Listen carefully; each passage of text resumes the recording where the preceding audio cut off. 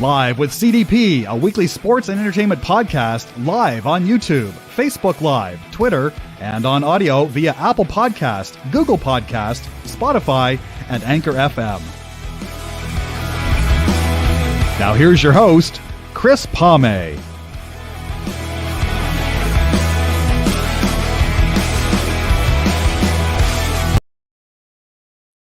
Good evening, everybody. Welcome to Live with CDP podcast on this Wednesday, May 11th, 2022. I'm looking forward to my guest tonight, Brian Shanahan. He's a former lacrosse player, and also he's a lacrosse analyst for the NLL, and he's also a writer for Inside Lacrosse, and he's also a five-time Mann Cup champion from 1992 to 1996, and he's also a member of the Etobicoke Sports Hall of Fame, which he was put into the class of 2019. So I'm looking forward to speaking to Brian tonight about lacrosse and the return of the National Lacrosse League and how he sees the playoff matchups going this week with Colorado and San Diego on the west and Buffalo and Toronto in the east. So just bear with me, guys, and I'll bring on Brian and we'll talk some National Lacrosse League. And I'm really looking forward to this. And just 1 second, I'm going to bring Brian on right now. Hey, Brian, how you doing? Not bad, Chris. How are you? I'm doing okay. Here. For you, I decided to put a Toronto Rock background in the back for you. Okay, excellent. So yeah, it's a pretty exciting time for them right now.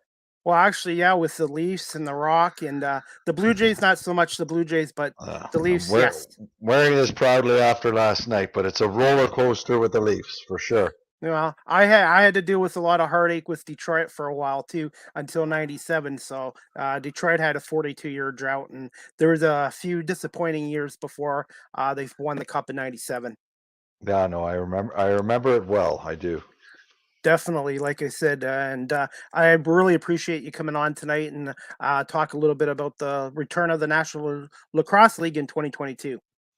Yeah, no problem. What do you want to know, Chris? I'm happy to talk about whatever you'd like to know about the National Lacrosse League. My first question I wanted to ask you is, what are your thoughts on the return of the league after a 2-year hiatus due to the pandemic? Oh, I mean, that was tough.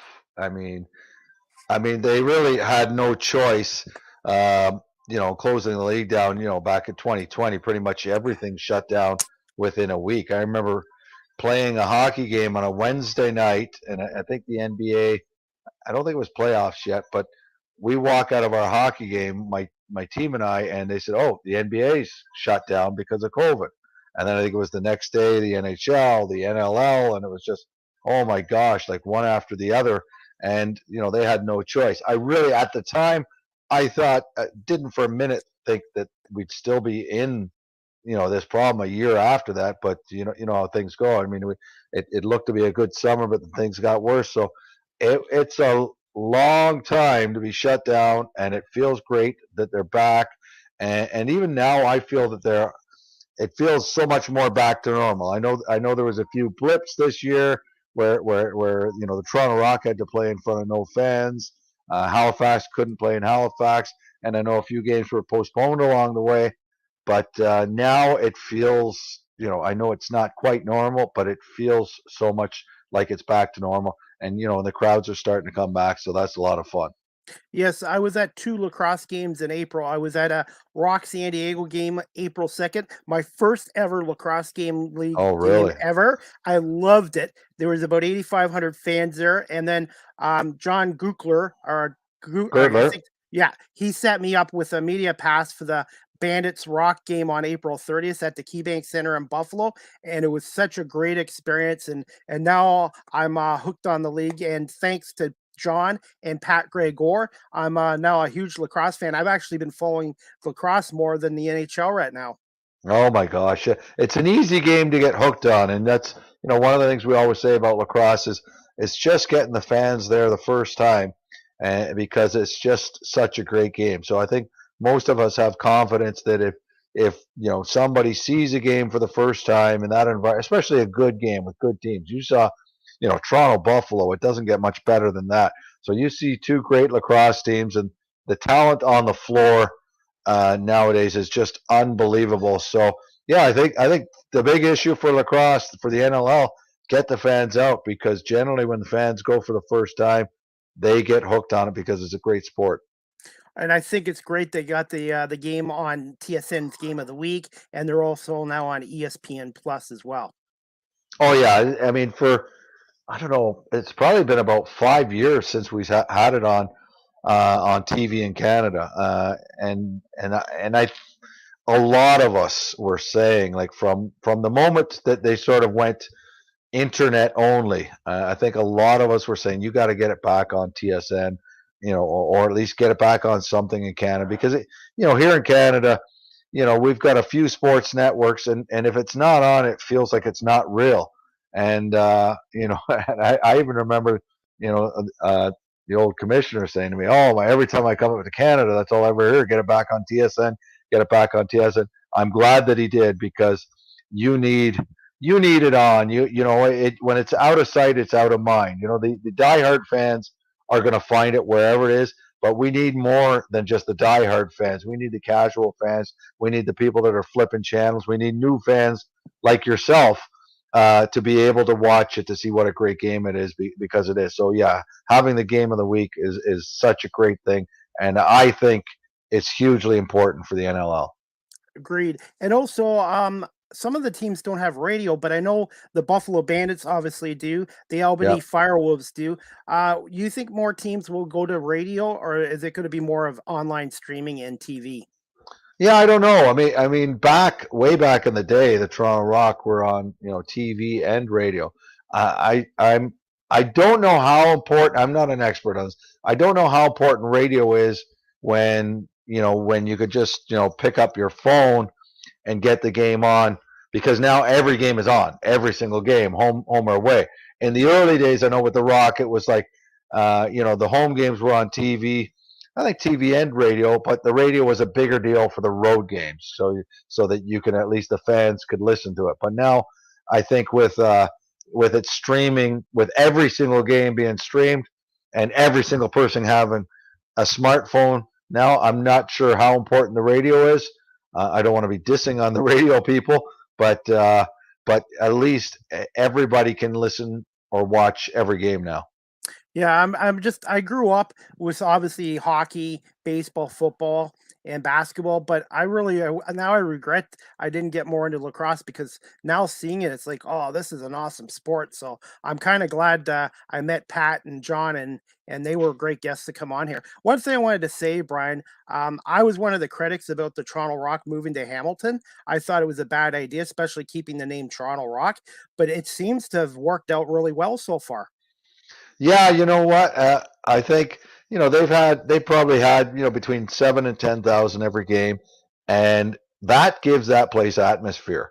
So, you know, 8 or 9,000 in Scotiabank seems, well, it's empty. It's less than half full, and it doesn't have the same atmosphere as it does at the Hamilton, well, it's First Ontario Place. So, And I know that's not the main. I mean, there was many reasons they made the move, and a lot of it was financial. They were just paying a lot of money.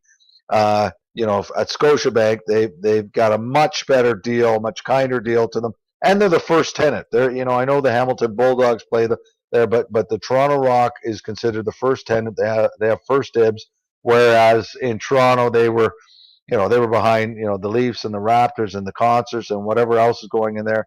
I think they're getting much kinder deal in terms of concessions and parking and all that kind of stuff. So financially, I think they had to do it, but I do think it has worked out very well, because even watching the games on TV, the atmosphere. I know it's not completely sold out. It looks like it. It looks full, and with the 7 or 8,000 in there, it creates great atmosphere for a game on TV. I know it's a great game when you're there, but on TV it really shows well too. And so part of it, I think, is creating that. Some people used to be of the mind, if it's on TV, people aren't going to the game, and I think enough people know that's not true. You get it on TV, and people get FOMO. People watch it and say, "I got to be there." Like, they see the excitement, the crowd, and especially the Toronto Rock has been playing such great games this year. I think when people watch it on TV, it's almost like an advertisement to go to the game. You see a great game, great atmosphere, and you want to be there. So I think TV enhances the ticket buying experience because I think more people want to buy tickets and go to the game when they see what it's like on TV. And I think John Abbott, Pat Gregor, and Ashley Docking have done a really good job with TSN's Game of the Week. And then ESPN Plus, our online streaming, the guys are do a great job as well with production stuff. Yeah, there's a lot of really good people out there, doing the games, and yeah, the NLL has come a long way in that regard. I remember 20 years ago when I first started doing games, and I didn't have broadcast experience. I was a lacrosse player, but turned broadcaster. But I had to fly all over the place because they really just didn't have lacrosse people, or especially box lacrosse people that could do the game. Now there's just so many talented individuals out there that can call lacrosse. It's good to see. Definitely. This leads to my next question. Thoughts on the regular season overall and the overall play by the 14 teams, and which teams kind of surprised you this year, Brian? And were there one or two teams that kind of disappointed you? Thought they should have been better than what the record was? Um, I wasn't surprised with Buffalo. I expected Buffalo to be one of the best. Well, I expected them to probably be the best. I think in my preseason ranking, I put Buffalo number one. So that wasn't a surprise. I knew the Rock would be competitive. Uh, I thought, and I thought Halifax would too. So I think that was pretty much, what I expected, that it would be Buffalo, Toronto Rock, Halifax. I think I probably expected a little bit more from Georgia. But then I think quite early on I saw that they weren't as good as they had been. 5 years ago they were winning the championship. But what I guess the biggest surprises for me were probably how great Seco out. And I know they went into a slump in the second half of the season, but that first half of the season was ridiculous how they found ways to win all the time. And that was back, I was talking about it earlier when COVID was affecting teams. There was a good month or so where every week there was a huge list of players out because of COVID, and it really affected every team. But I remember at one point San Diego was going to their number two, their number three goalie, and they were still finding a way to win week in, week out. So that was a big surprise. I mean, I know they came back down to earth, but they're still finished first place. But I think they've got a very good team. Colorado surprised me, and what surprised me about Colorado, I always know they've got a great goalie in Dylan Ward. So they always sort of played the defensive game, and they're going to win those 9-8 games.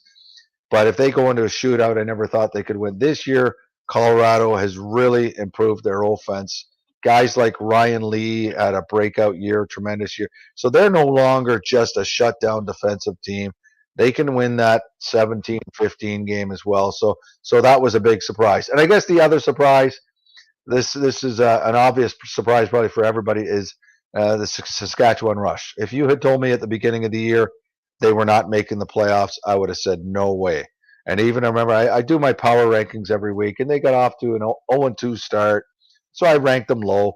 And I took a lot of flack from the Saskatchewan fans saying like, "How can you rank us this low? We're Saskatchewan." And even then, I thought, yeah, you'll be in the playoffs eventually. You'll turn it around, but this is where you are now. Well, they never rebounded.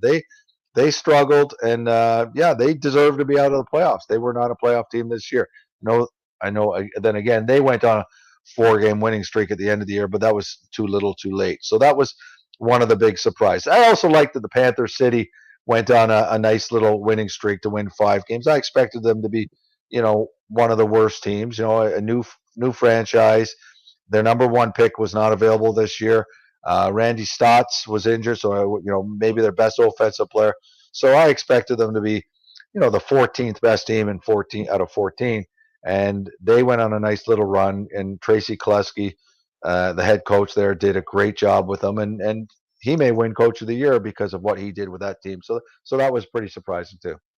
Do you think there'll be major changes in Saskatchewan next year with the coaching staff or management or some player moves? I think they've already made the changes with the coaching staff, and I think they're probably happy with that. In fact, I think they probably waited too long to make those changes. If they had made those changes a little bit early, who knows? They might have made the playoffs. Having said that, like I'm not trying to be critical of the old coaching staff. It's really tough to take over a team. When the assistant coaches take over, I see so many times good coaches. It's tough to go from the assistant coach to the head coach. It's like going from the good cop to bad cop, and you just don't have that same authority. And even Derek Keenan, known well, the winningest coach in NLL history. I remember the same thing happening to him in the early days of the Toronto Rock. Les Bartley had to leave the team because of illness, and Derek Keenan and Ed Como took over the team. They were fired after 5 games or 6 games, whatever it was. And at the time, I thought, that's probably not fair. But they turned it around with the new coaching staff, Terry Sanderson. It was at the time, and both Eddie Como and Derek Keenan went on to have great Hall of Fame coaching careers. And I hope that happens with Jeff McComb as well. I still think, even though he got fired, he's a good coach. But I think they're happy with the coaching change they've made. The bigger issue, is there's a lot of free agents in Saskatchewan, and a lot of the guys are older. Some of the guys are older free agents. So convincing them to come back, or maybe even moving on, maybe even moving on and rebuilding.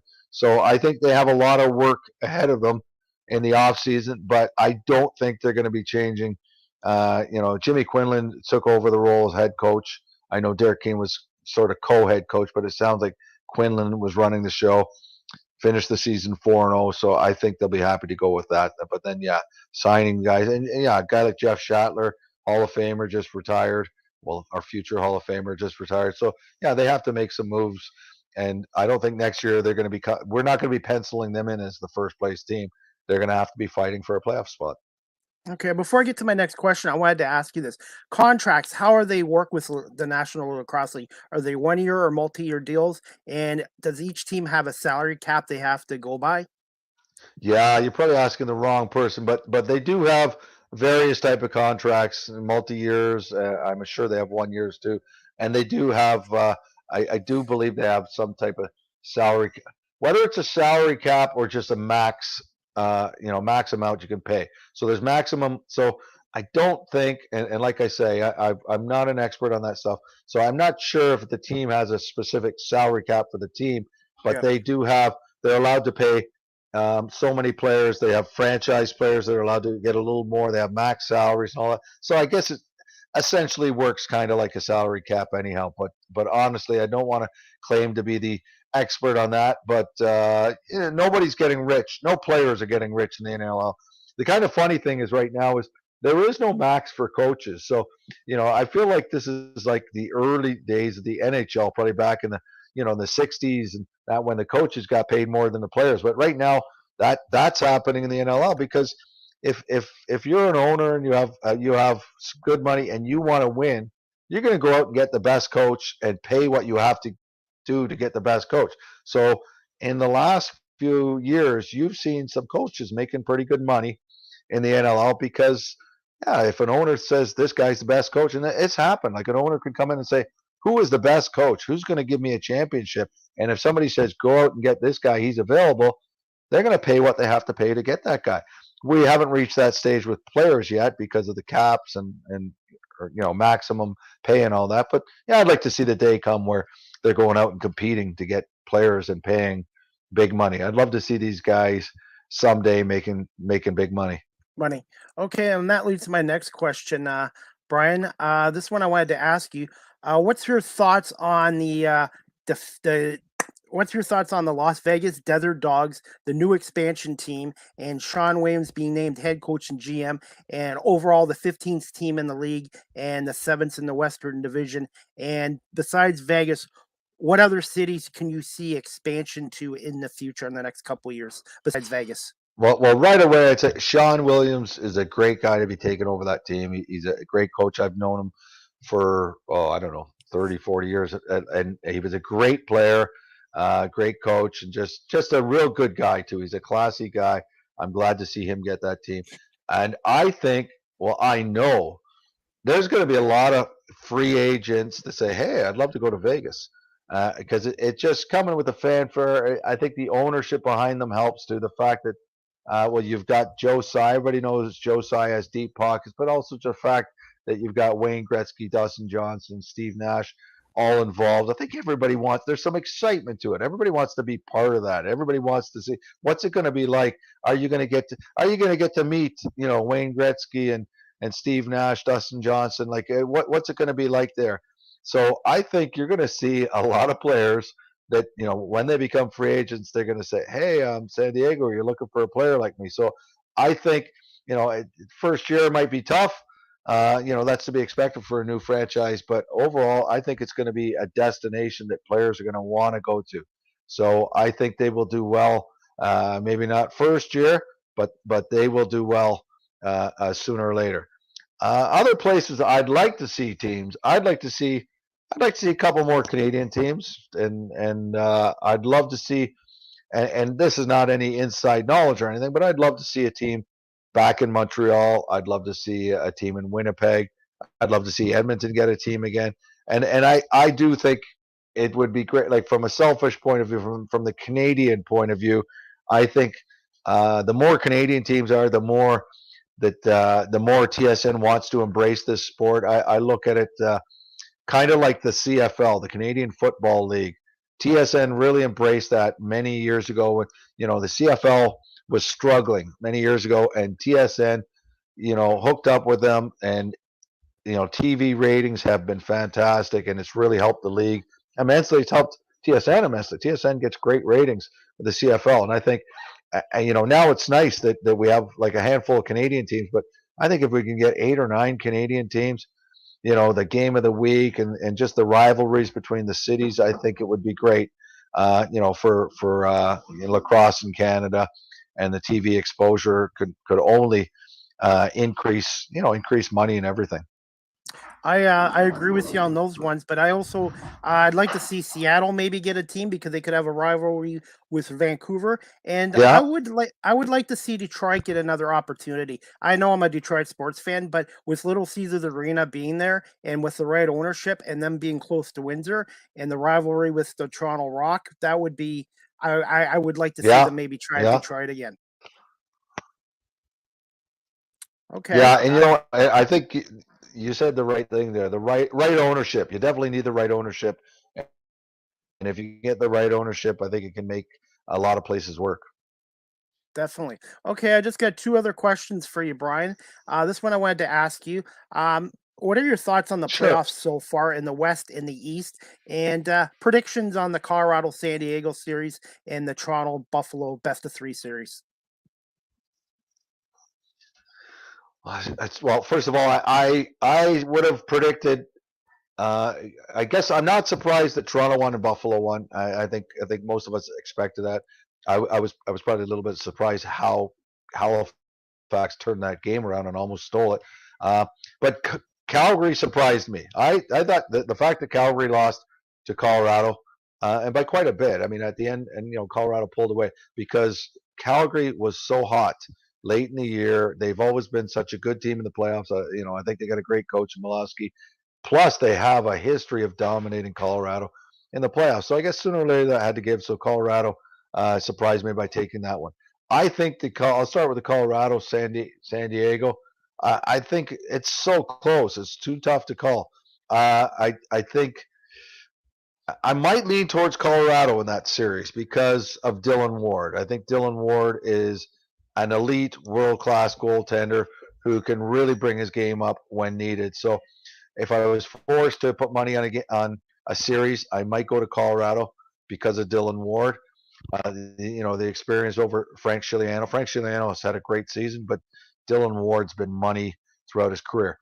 The Toronto Rock Buffalo series, that's another tough one too.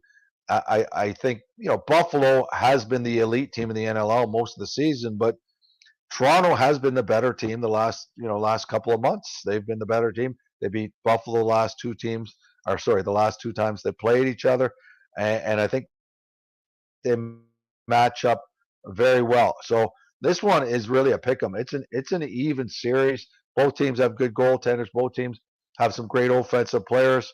Both teams have played great defense. So I would say you could flip a coin on that series. So if I had to, I don't even want to predict that one. I don't want to make a prediction on that one because It's tough. I just think it's too tough to go. And my son is with the Buffalo Bandits. My son is the third goalie for the Bandits. So I don't want to pick against them. Devlin, that's right. I don't want to pick against the Toronto Rock either because of my association with them. So I'm going to say, I hope it's a great series. But what I will say, I do think whoever wins the East is going to win the Cup this year. And I agree. I agree with you from what I've seen. They've been the better team, but you can't be surprised if it doesn't. A couple of years ago, or when Calgary won their last championship, I thought Buffalo. I think everybody picked Buffalo to win, and so it was a bit of a surprise. So that could happen again, but I will predict the East to win the championship. I was going to say, and I think both series will go 3 games. Now I'm going to put you on the spot with this quick question. Okay. Who do you see being the NLL Finals MVP then? Who do you think? Okay, so let's put it this way: if it was Buffalo and Colorado, because I picked Colorado to go there, I'm going to say that Dane Smith is going to win it. If it's Toronto and Colorado, and this is not going on a limb much, I'm just going to go with Tom Schreiber. He's a great player, scores big goals, and if Toronto's to win that series, he's probably going to score a lot of goals. So I'll go with that. I know lots of times when series are really close, they go with the goalies, but I'm going to stay away from the goalies and say Dane Smith or Tom Schreiber is going to be the MVP in the championship series. Okay, definitely. And just going to wrap it up. I had to ask you this. What was it like being introduced into the Etobicoke Sports Hall of Fame in 2019? Your brother Brandon was in 2010. And what was it like being a part of 5 straight Mann Cup championships from 92 to 96? Well, the Hall of Fame is a real honor, and even especially so since my brother was in there earlier. So it's nice to be recognized. And in the place I grew up, and Mimico was part of Etobicoke, and so that was a huge thrill for me. I was really proud of that. But the Mann Cups was fantastic. We went on a great run. We had a great coach, Les Wakeling, the guy who coached all 5. So 2 of those championships were in Brampton, and then about 8 of us moved over to Six Nations, and we won 3 more. But we had the same coach, Les Wakeling, the whole time. It's a shame that he's not in the Hall of Fame yet. I think the only reason he's not in the Hall of Fame is because the Brampton people were so pissed off that he left Brampton to go to Six Nations. But he'll be in there eventually. But it was a great team, some great players. Like John Tavares was on our team. Jimmy Veltman in Brampton, Troy Cordingley, the Kilgore brothers, Paul Gate, Bill Gary. Like I almost wish I haven't started naming names because there were so many great players. I feel bad leaving any of them out because it was a Hall of Fame team. Many guys from those teams are in the Hall of Fame. Dan Teat and just so many great players. Pat Coyle, just Neil Doddridge, and I better stop because I'm leaving people out. But so many great players from those teams. So it was an honor to win. And and the thing was, once we started winning, we felt that it was ours every year. We're like, before you ever win one, you think, are we ever going to win one? And even in the first Mann Cup, you think, are we going to be able to get over the hump? But once you start winning, it becomes a habit. It got to the point where we thought, oh yeah, it's going to be our Mann Cup again. We deserve it. We're the guys. We're going to win. So it's winning is a habit, just like you got to learn to win. But once you learn to win, as you know, with your Detroit Red Wings in 97, 98, they win that first one. They go back in 98 and they just think, yeah, this is our cup. This is ours to lose. We're going to take it. So we felt that way too. But it just shows you how hard it is because the Red Wings in the 90s and the early 2000s had the most talented team in hockey. And there were some years where like nobody could beat them in the regular season, but the playoffs were a different story. So just winning a championship and then winning multiple is very special. And we see that so many times in hockey and lacrosse, but you're right. I remember the Detroit Red Wings playing the New York the New Jersey Devils that one year, and everybody thought that Detroit would sweep, and they got swept. And we see that sometimes you got to lose before you learn to win, and we've seen that so many times. I'm hoping with the Leafs that this year this is an example of them going all the way. So I'm crossing my fingers on that. I put myself on the spot last night on Twitter after it was 2-0 Tampa. I said, I guarantee the Leafs are going to come back and win this game. And good for you. And I really getting to know guys like Sean Bowen and Mike Ross, having them on my show, even though I'm a Red Wings fan, I was like, you know what, these guys are good guys, and Brandon, I'm still a huge fan of his, even after he retired and what he did for the Red Wings. So you know what, I'm kind of cheering for the Leafs, and Oh, that's I good. I think you guys are due for a Stanley Cup, and I think you guys will finish it off tomorrow in Tampa Bay. I hope you're right, Chris. I hope you're right. Yeah. And my last thing I wanted to ask you, where can my audience find you on social media and your website? I only do Twitter. I don't do like Instagram, Facebook, anything like that. But I'm Twitter. I'm SBD Shanny. Well, you can remember it as silent but deadly, but it's really after my three kids' names. Seamus, Brenna, Devlin. So it's SBD Shanny, and that's my handle on Twitter. Okay, and I was going to say, and I'm hoping to go to at least two of those three games between the Rock and Bandits. Game 2 in Hamilton, and if there's a game 3, which I think there will be, I'm going to try to make a trip over to the KeyBank Center in Buffalo. Yeah. I'm not going to make it to Buffalo this weekend. Sunday night's not a good time for me, but I hope to make it to the next two games. And yeah, I agree. We probably will see 3 games. Okay. Well, Brian, I'm going to let you go, but I was going to say thank you so much for coming on, and I would love to have you come back on again in the future to talk more lacrosse and then the championship after My, the championship. my pleasure, Chris. I always like talking about lacrosse. Okay. Thank you so much, Brian, and good luck to your Maple Leafs, and we'll keep in touch with you on Twitter. Okay, thank you very much, Chris. Thank you, Brian. Anyways, guys, I hope you enjoyed my podcast tonight with Brian Shanahan. He had a long lacrosse career, 5-time Mann Cup champion. He's also an NLL analyst, and he's also a writer for Inside Lacrosse as well. You can follow him at SBD Shanny. It's on my ticker right there. He's on Twitter as well. And you can also check out the website he writes for. It's called InsideLacrosse.com as well. Anyways, guys, before I go, I'm just going to show you some highlights of the Bandits Albany playoff game from Saturday night at KeyBank Center. The call is from Buffalo Bandits play-by-play announcer John Gukler, and the video clip is courtesy of the National Lacrosse League. Just one moment, guys. Backing the power play from the top of the slot. He's got Risataris with him at the right side. Score! Albany, power play. In Albany, here is Josh Byrne. Dane Smith with a shot, scores! Taking through way, tipping it back over to Riley O'Connor. He's got some room to move, tipping it to the far side, drive, score! Albany! Joe Risataris. By Matt Vince, rebound, chopped away by Matt Spanger. Here's a break for Buffalo, dashing in McKay, scores! Okay, for Ian McKay, 2-2 the score. We're underway. Great to have you with us again here in the third quarter to play. Buffalo 2-2. Buffalo with a quick stick score! The Great Dane. Smith with a couple of goals. Here's Josh Byrne with the ball. Looting across check, taking a shot, he scores! Good save there by Jamison. I don't blame him at all for taking the shot. The last one fell. Here's Jacob Rouet, 21 goals, score! Albany! And Jacob Rouet, the Rooster, lets one go. Oh, trying to loot away of a check. Lets it go back out in front to Byrne, scores! Flying in there.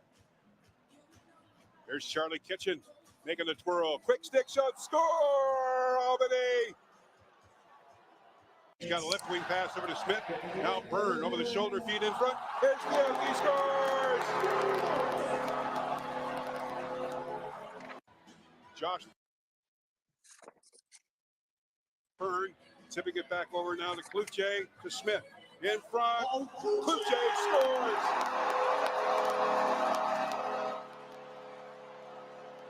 One break now for Albany. Steve Priolo trying to get back quickly. There's Wickenson, shot, score!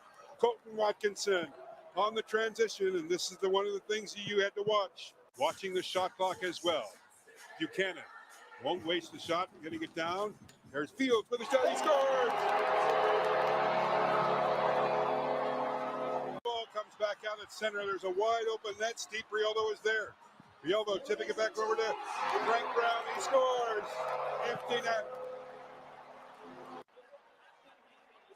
From Greg Downing. Now Priolo with a long drive. Score. That's Ryan Vanessa meant for that goal. Anyways, guys, that clip was courtesy of the National Lacrosse League. I'm really looking forward to the games. The NL semifinals are this week. In the Western Conference is Colorado, San Diego, best of 3, starting Friday night, 10 o'clock in San Diego. Toronto, Buffalo, best of 3 will start Sunday, May 15th. Best of 3 for that series as well. And I'm looking forward to it. I've got Colorado over San Diego in 3 games, and I got Buffalo over Toronto in 3 games. But both of these series are evenly matched. And I think I agree with Brian Shanahan. The winner of Toronto Buffalo should win the National Lacrosse League Championship for 2022. But we'll see what happens there as well. But anyways, guys, I really appreciate Brian Shanahan coming on and talking NLL. And I'm looking forward to this weekend's games, Friday night, 10 o'clock, and Sunday at 6 o'clock from the KeyBank Center. All the games will be on ESPN Plus. I believe TSN might show one game, and if not, tsn.ca online streaming. So yeah, if there's no TSN game of the week this week, though it should be on tsn.ca online streaming, ESPN Plus in the States as well. So looking forward to that. And also, guys, just to let you know, my next live with CDP podcast, Season 3, Episode 39, will be Friday, May 13th at 4 o'clock. My guest will be Natasha McKenty. So again, Friday, May 13th at 4 o'clock Eastern, my guest will be Natasha McKenty, and she's going to talk about her career in broadcasting and media, journalism. She's done a little bit of TV and some print media and all that as well. And she's with Rogers TV as well. So looking forward to speaking to Natasha as well. And also, before I go, guys, I do this for all my podcast shows. Just bear with me. I have so much stuff on my tickers. Live with CDP podcast.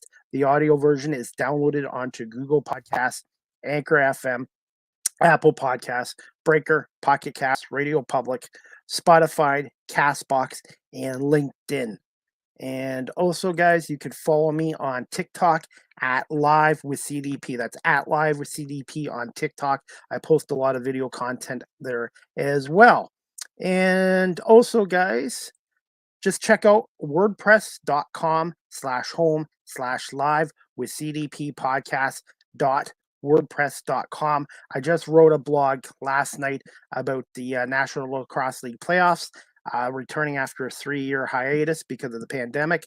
And my predictions are there too. So please check out wordpress.com again /home/live with CDP podcast.wordpress.com. And you can check out my latest blog about the National Lacrosse League as well. And also, guys, like I said, if you want to follow the NLL, go on the NLL.com, and all the playoff games and the schedule and broadcast schedule are on there as well. So, and that's pretty well it, guys. Again, I had 2 podcasts today, and I just want to say thank you so much to Donnie Blackwell for coming on earlier today, and Brian Shanahan as well. And before I get going, guys, I'm a Pistons fan and a basketball fan. The Detroit Pistons legend and basketball Hall of Famer center Bob Lanier died on Tuesday. He was 73 years old. Lanier was an 8-time NBA All-Star and the Pistons' all-time leader in scoring average at 22.7 points per game. He was from the Buffalo, New York area as well. One of the greatest Pistons of all time and a Hall of Famer. Rest in peace, Bob. And also, guys, just to let you know, the NBLC playoffs begin this Sunday, May 15th. Windsor at London at 2 o'clock at Budweiser Gardens. Kitchener-Waterloo Titans take on the Sudbury 5 at 3 o'clock at the Sudbury Arena. Both series are best of 5s. The winner will play each other. The winners will play for the NBLC championship for the 2022 season as well. So you guys can check out the games there on NBLC TV as well. They do a good job there as well. So anyways, guys, I think that's it for my podcast tonight. But again, I want to say thank you to Brian for coming on and talking about the National Lacrosse League. And I'm looking forward to my next podcast again Friday, May 13th, 4 o'clock, Natasha McKenty, Season 3, Episode 39. So I hope everybody has a great night. Enjoy the Stanley Cup playoffs. Enjoy Major League Baseball and the NBA. And we'll see you guys Friday at 4 o'clock for another edition of Live with CDP podcast. And I want to say thank you to everyone watching on my YouTube channel. Please hit the subscribe notification if you haven't. Thank you for listening on watching on Facebook Live and on Twitter. And also, guys, thanks for listening on audio as well. My podcast is now into 14 countries on the audio side as well. So have a great night, guys. Enjoy the games, and we'll see you at 4 o'clock for another edition of Live with CDP podcast.